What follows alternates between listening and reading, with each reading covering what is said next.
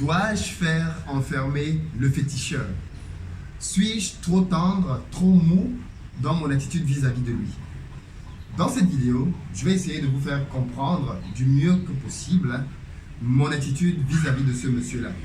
Mais je vais aussi vous expliquer l'historique, l'ensemble des informations dont je dispose aujourd'hui à mon niveau. Et une fois que vous les aurez, vous me direz encore si vous êtes chaud, partant, pour que la solution soit de le mettre en prison. On va en parler bien évidemment dans les commentaires. Alors il faut savoir qu'avant d'aller un peu plus loin, j'ai suivi une histoire ici, il y a de cela quelques jours, qui m'a beaucoup ému. Et des histoires comme celle-là, malheureusement, il y en a souvent. C'est l'histoire de monsieur qui a une boutique au marché. Peut-être que vous l'avez suivi vous aussi. Et une dame arrive pour faire ses courses. Le monsieur ne connaît pas du tout cette dame-là. Et il vient se mettre derrière elle pour lui faire une blague. Et je crois que dans sa blague, il touche les cheveux de la dame ou quelque chose comme ça. La dame se retourne en disant qu'elle n'apprécie pas du tout cette blague-là. Enfin, la dame se retrouve fâchée. Et donc, du coup, les gens autour lui font comprendre que non, il est juste en train de plaisanter, il aime bien rigoler comme ça avec les gens. En fait, c'est quelqu'un qui est très jovial au marché, tout détendre un peu l'ambiance avec les clientes et autres. Mais la cliente ne l'entend pas du tout de cette oreille-là. Donc, du coup, elle s'énerve. Et pendant qu'elle est en train de s'énerver, lui, il continue avec sa blague, de rigoler. Et là, le truc part en éclat de voix. La dame, fâchée, lui dit « Ok, d'accord, comme c'est ça, tu vas le regretter. » Elle s'en va. Et quelques minutes après, deux policiers débarquent sur la scène en vêtements en civil. Donc, ils ne sont pas distinguables, quoi. Donc, les messieurs arrivent là. Et apparemment, ils avaient bien eu l'identité du monsieur. Ils viennent, ils posent 2-3 questions. Ils identifient le monsieur, ils le prennent et l'emmènent au poste. Une fois arrivé au poste, quelques minutes après, la dame revient au marché. Et quand elle revient au marché, elle vient donc gaillardement dire à tout le monde « Il ne faut pas s'amuser avec moi, je viens de le faire enfermer au poste de police. Donc en gros, il faut me craindre, quoi. Je suis la terreur du coin. » Il se trouve juste que le monsieur qui a été amené en cellule a été fessé comme jamais.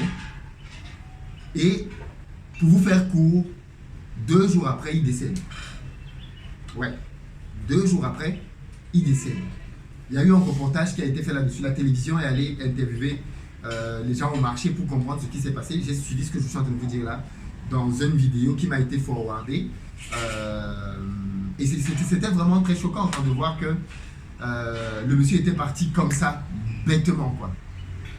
Donc, ceci pour dire que quand vous décidez d'amener quelqu'un à la police, malheureusement, vous n'êtes pas à l'abri de ce genre de couac. C'est l'une des raisons pour lesquelles, avant d'arriver à la méthode forte, je veux m'assurer d'avoir utilisé toutes les voies pacifiques possibles. De quoi est-ce qu'on parle? En réalité, quand j'ai acquis ce terrain, je l'ai déjà dit ici plusieurs fois, ce n'est pas un terrain qui a été acquis en une fois entièrement. C'est un terrain qu'on a acquis par à-coup. Parce que la famille qui vend ce terrain-là possède un domaine assez grand. Et donc, ce qu'on avait fait simplement, c'est qu'on a acquis d'abord 3 hectares, ensuite 3 hectares, ensuite 3 hectares, ainsi de suite. On est allé en augmentant la superficie d'acquisition des terrains. Et très récemment, on a encore acquis 3 hectares. Juste que, comme d'habitude, cette fois-là, il a été question pour nous, c'est ce que j'ai dit, en tout cas au gars, de défricher complètement toute la parcelle parce que je veux voir l'ensemble de l'étendue de la nouvelle superficie pour pouvoir mieux faire les plans. Parce qu'on est en train justement avec des architectes de faire des plans, des designs en 3D de ce à quoi va ressembler le projet final. Avec l'hôtel qu'on va construire, la piscine qu'on va construire, l'institut de formation qu'on va construire, les appartements. Bref, on veut vraiment un plan global du site pour avoir un projet et ensuite pouvoir le chiffrer. Savoir un peu à combien de milliards est-ce qu'on va se retrouver, de milliards de francs CFA, donc en millions d'euros. Quel va être le coût total du projet. Et ensuite, donc maintenant, bien évidemment, penser au financement étape par étape, comment on va faire pour arriver à ça. Donc, voilà un peu le travail dans lequel on est aujourd'hui dans la partie architecturale. Et donc, qui demandait donc que l'on abatte tout. Parce que je voulais voir devant. Parce que parfois, tu vois des arbres et tout, mais tu ne sais pas vraiment ce qu'il y a là. Or, après avoir abattu, tu peux faire une étude du sol. En ayant abattu, je me suis même rendu compte, par exemple, qu'on avait des surfaces vraiment planes que je ne soupçonnais pas. C'est-à-dire qu'on a une colline qui descend et après, tu as des surfaces planes et la colline redescend encore. Or, ces surfaces planes-là, clairement, nous permettent de pouvoir faire des choses que l'on n'imaginait pas du tout quand on avait que dans notre conception des collines qui étaient en pente. Donc, c'était de là qu'est venu le fait de vouloir travailler ainsi. Jusque quand les gars ont commencé donc à défricher, il y a quelqu'un qui débarque en nous disant que ne faut pas toucher cet espace-là, ce terrain-là est pris. Bon, moi c'est très surprenant puisque comme d'habitude, quand tu vas acheter un terrain comme celui-là, tu t'assures quand même d'un minimum de choses. Tu t'assures que la personne qui te vend dispose des droits pour pouvoir te vendre et tu t'assures quand même qu'il y a une autorité qui participe, une autorité du type le chef notamment. Hein. Tu t'assures que le chef valide que ces personnes-là sont bien les propriétaires du lieu. C'est indispensable. Il faut vraiment que quand tu achètes un terrain qui n'est pas titré, parce que du coup quand on achète des espaces aussi grands, ce n'est pas titré, et bien tu t'assures quand même que la personne qui te le vend est en droit de te le vendre, puisqu'il y a tellement d'arnaques. Et l'une des raisons pour lesquelles moi quand j'achète, j'exploite tout de suite, c'est aussi pour éviter les doubles ventes. Parce que quand quelqu'un te vend un terrain et qu'il est à l'abandon, et bien la personne peut facilement aller le vendre à quelqu'un d'autre, en disant simplement que c'est ma forêt. Or, si quelqu'un veut venir sur mon terrain, il ne peut pas venir acheter un terrain là, puisqu'il va trouver qu'il y a des gens qui habitent, il va trouver que les espaces sont complètement défrichés, qu'on a mis des cultures un peu partout, donc c'est quasi impossible de venir là et d'accepter de vendre, d'acheter un terrain chez quelqu'un. Et donc, partant de là, donc, on s'est dit, il faut tout mettre à plat. Donc aujourd'hui, on est en train de vraiment aménager tout le terrain. Même si on n'est pas encore dans la version de la construction des bâtiments, en attendant de construire tous les bâtiments qu'on veut, on va au moins cultiver l'ensemble du terrain. Ce qui va bien évidemment aussi augmenter la rentabilité de la ferme. Donc c'est le projet dans lequel on est aujourd'hui. Dans un second temps, on commencera les constructions. Donc quand on a donc commencé à faire les défrichages, on se retrouve donc face à une opposition d'un voisin qui débarque en disant que l'espace de terrain lui appartient. En historique, on a voulu faire de la pisciculture, parce qu'on fait de la pisciculture, vous savez, dans les parcs aujourd'hui. Mais à la base, on voulait faire deux types. On voulait faire la pisciculture en étang et la pisciculture dans les bacs. Et on a cherché un espace plat qui permettait de pouvoir faire ça. Le seul espace plat qu'on avait trouvé était sur un espace de terrain qui n'était pas dans notre espace, qu'on avait déjà acheté, mais qui était quand même dans l'espace de la famille. Du moins, on pensait que c'était dans l'espace de la famille. Ça, c'était il y a 2 ans. Donc du coup, quand on a voulu commencer à creuser donc cet espace-là, il y a donc un individu qui a débarqué, le fameux féticheur, il y a de cela 2 ans déjà, et qui nous a dit non, vous ne pouvez pas travailler ici, cet espace de terrain appartient à mon chef. Mon chef, c'est le docteur, on va l'appeler comme ça, parce que c'est un docteur qui est assez connu ici. Et si je donne son nom, ben voilà, tout le monde le connaîtra, et c'est pas le but. Donc du coup, le docteur donc décide, et donc face à cela, mon frère à l'époque dit donc au monsieur, faites donc descendre votre famille pour que l'on puisse faire descendre vos patrons pour qu'on s'entende sur notre projet, parce que nous on veut juste utiliser un petit espace de rien du tout pour faire de la pisciculture par étang, ça ne vous dérange pas du tout, et le jour où vous allez vouloir utiliser cet espace, on va vous le libérer. Donc la famille en question descend, le docteur, son frère, sa femme, vous avez déjà fait une vidéo là-dessus, il y a à peu près 2 ans, ils descendent sur le terrain. Et catastrophe, catastrophe. On est face à des gens très belliqueux qui nous disent que ce terrain-là, si on veut louer un espace, il doit faire une assise familiale pour décider du prix, mais que le prix là ne va pas nous revenir à moins de 300 € le mètre carré en location par mois. Je demande, vous avez fumé quelque chose? 300 €, 200 000 francs par mois pour louer des mètres carrés dans un champ en hectare? Non, c'est mort, c'est même pas la peine, allez-y. Donc du coup, on décline l'offre.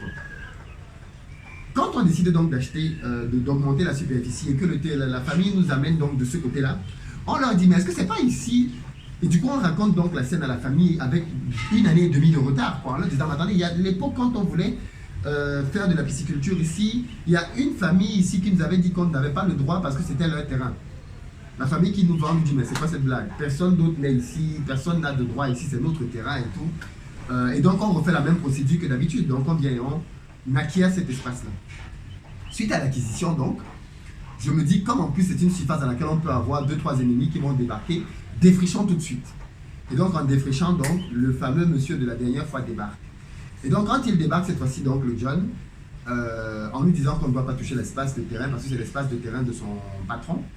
Donc là, maintenant, donc, je lui dis, mais écoute, je suis désolé, mais il faut que vous puissiez nous amener des documents. Parce que nous, aujourd'hui, on a acheté cet espace de terrain avec des documents. La famille qui nous a vendu a produit les documents qui prouvent que l'espace de terrain lui appartient.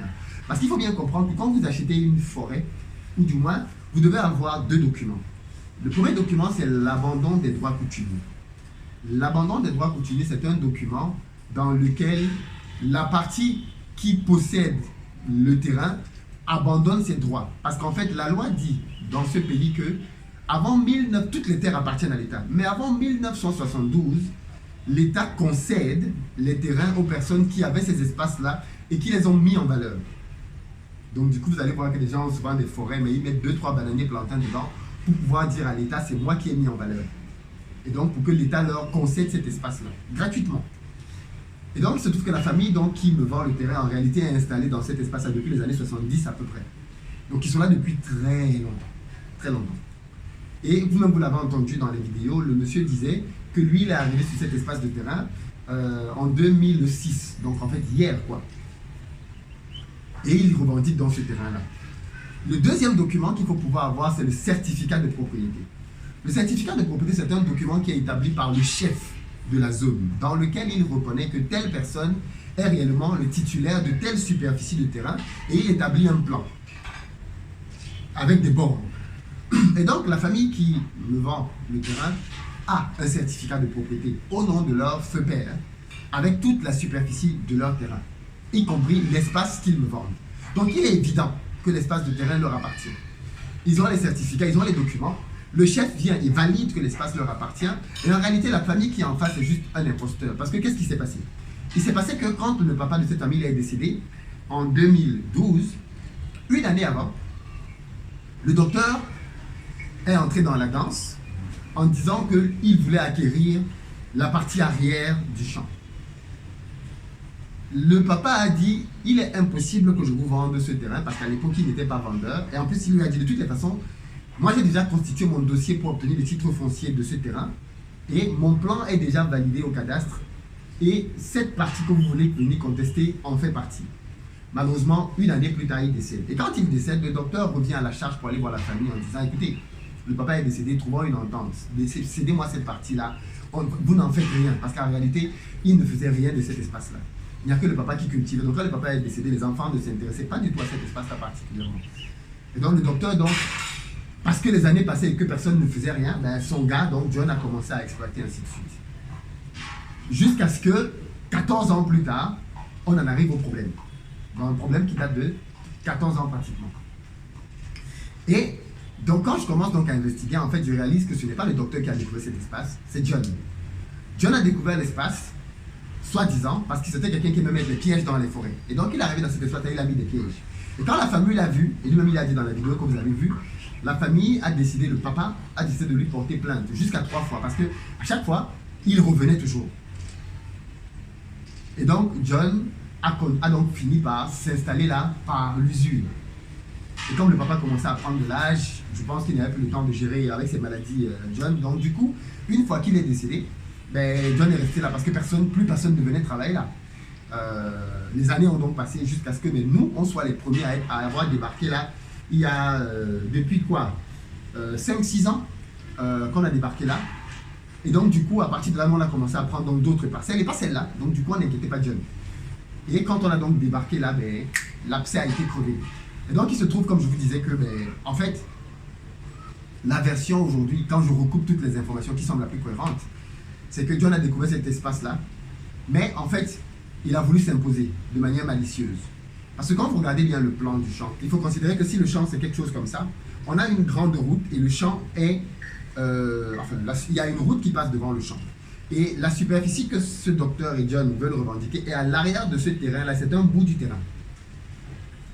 Parce qu'on parle d'une 40aine d'hectares au total à peu près. Ce bout de terrain-là, en réalité, n'a aucun chemin d'accès. C'est-à-dire que pour arriver à l'espace là où le docteur dit qu'il a son terrain, il doit passer par mon terrain. Parce que tout l'espace autour de son terrain m'appartient. Donc il n'a aucun accès à la route. Or, il se trouve que dans les années 70, quand cette famille est arrivée là, les oncles et les cousins, ils se sont tous repartis les différents terrains qu'il y avait à cet endroit-là. Ils ont commencé à les mettre en valeur. Donc tous les voisins en réalité appartiennent à la même famille, tous, sans exception. Donc ce monsieur-là, qui a débarqué 20 et quelques années plus tard, n'a aucune légitimité à être là. Il veut juste s'imposer en réalité par la force. C'est un docteur, donc je pense qu'il a un peu de moyens. Et comme cette famille, fondamentalement, n'a pas trop la tête à ça, ils sont moins nantis que lui, je pense qu'il a voulu procéder par la force et ainsi de suite. Voilà un peu la version des faits. Mais il se trouve quand même qu'en face de moi, j'ai un être humain qui a mis des fétiches dans le champ, parce qu'il avait mis des fétiches il y a de cela quelques temps qui ont bloqué le travail. Et suite à cela, vous avez déjà vu la vidéo, vous pouvez aller la revoir. Et dans cette vidéo-là, ben, on a enlevé les fétiches. Et les choses se sont accélérées. Une fois qu'on a enlevé les fétiches, il est venu et il a mis le feu.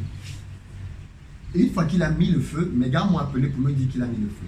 Je l'ai rencontré, mais quand je l'ai rencontré en réalité pour la première fois, parce que la vidéo qui a été faite dans laquelle vous me voyez échanger avec lui, c'était la deuxième fois que je le rencontre. La première fois que je le rencontre, je lui ai fait part qu'il avait brûlé ma ferme, mais je n'étais pas encore allé voir. Donc je ne mesurais pas l'étendue. Donc c'est cette fois-là qu'il m'a parlé du deuil de son frère, que je l'ai aidé et tout. Ce n'est qu'après avoir aidé le gars, que je suis arrivé à la ferme et j'ai vu l'étendue de ce qu'il avait brûlé, j'ai fait la vidéo. Donc au moment où je faisais la deuxième vidéo, où je montrais ce qu'il avait brûlé, je l'avais déjà aidé en fait. C'est pas après ça. Donc ce n'est pas après que je l'ai aidé qu'il est venu mettre le feu. Il avait déjà mis le feu avant. Et donc après avoir vu ça, je me suis rendu compte qu'en fait, même l'idée de lui concéder une petite parcelle de terrain, en fait, c'était pas une bonne idée. Parce qu'il était réellement quelqu'un de dangereux. Et donc du coup, j'ai donc décidé de complètement me séparer de lui. Lui m'a expliqué en gros que ce terrain-là, c'est tout ce qu'il avait comme héritage, qu'il est marié, il a des enfants et il ne sait pas comment il va s'en sortir sans ça. Parce que, et donc à l'époque, je lui ai demandé s'il voulait bosser avec moi pour devenir une des personnes de la ferme.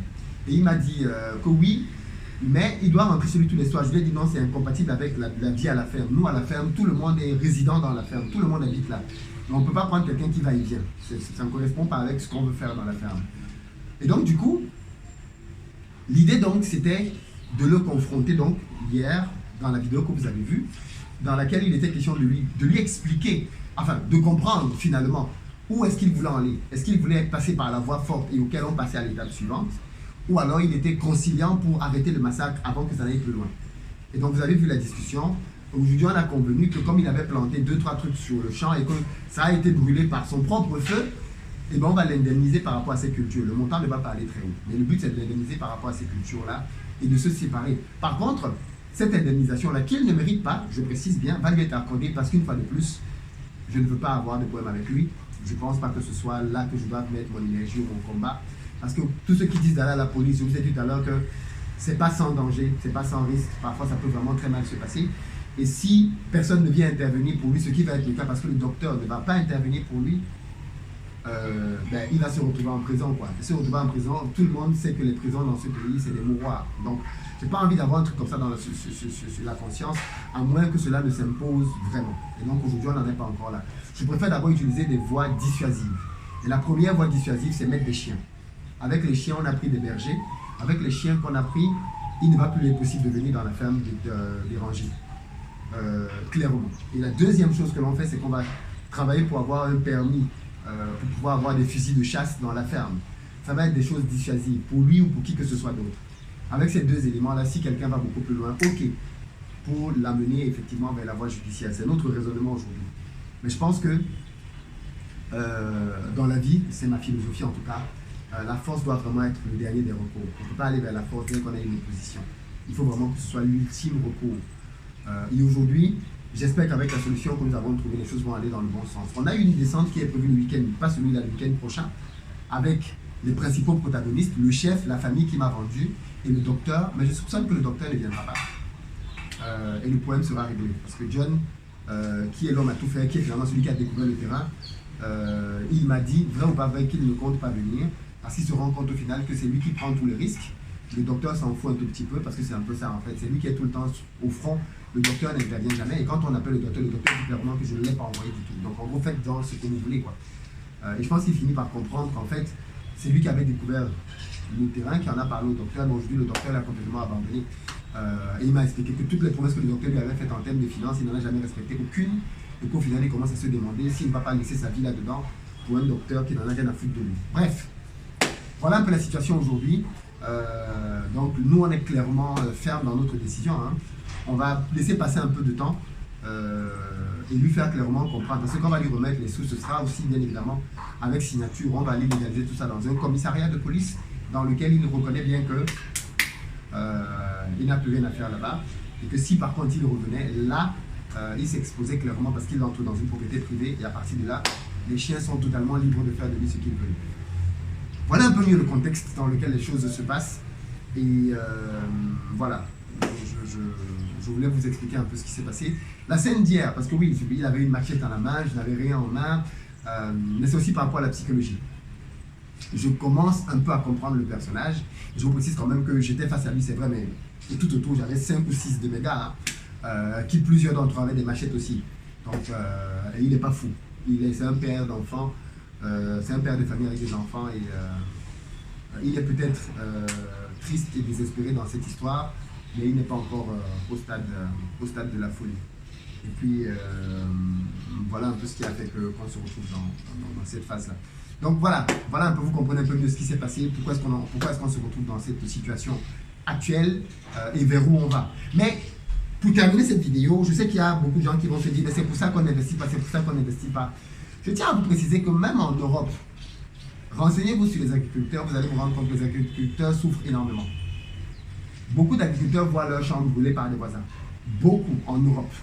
Avec tous les droits et les lois que vous voulez, des gens mettent des feux qui brûlent des récoltes. Il y en a plein. C'est juste que ce n'est pas médiatisé. Mais c'est le quotidien des agriculteurs. Donc il n'y a pas un endroit dans le monde dans lequel les agriculteurs sont en paix, ils n'ont pas de problème avec les voisins. Ça n'existe pas. Ça n'existe pas. On a des problèmes peut-être différents ici, mais les problématiques agricoles de terrain existent partout. Donc du coup, je ne pense pas que ce soit un cas particulier ou propre à l'Afrique, même si c'est clair qu'on a nos spécificités. Je ne peux pas le nier. Et il faut bien comprendre que tous ces éléments-là, tous ces petits blocages-là, ne sont rien d'autre que des choses qui te bâtissent en tant qu'entrepreneur, qui te font mûrir, grandir et voir les choses différemment. Et c'est ça aussi l'aventure entrepreneuriale. C'est une aventure dans laquelle on ne sait pas ce qui va arriver demain, mais dans laquelle on est embarqué, prêt à déjouer tous les pièges et toutes les autres stratégies qui pourront arriver. Donc si vous voulez vous lancer dans l'entrepreneuriat en Afrique, ça reste l'endroit dans lequel vous devez venir. Mais vous pensez que Dangote n'a pas eu d'opposition? Vous pensez que Tony Elumelu n'a pas eu d'opposition? Quel milliardaire africain n'a pas eu d'opposition? Ils en ont eu et continuent à en avoir tous les jours. C'est le propre de l'entrepreneuriat. Et c'est le propre de l'entrepreneuriat partout. Mark Zuckerberg aux États-Unis n'a pas de truc. Bill Gates, tout le monde le déteste quasiment.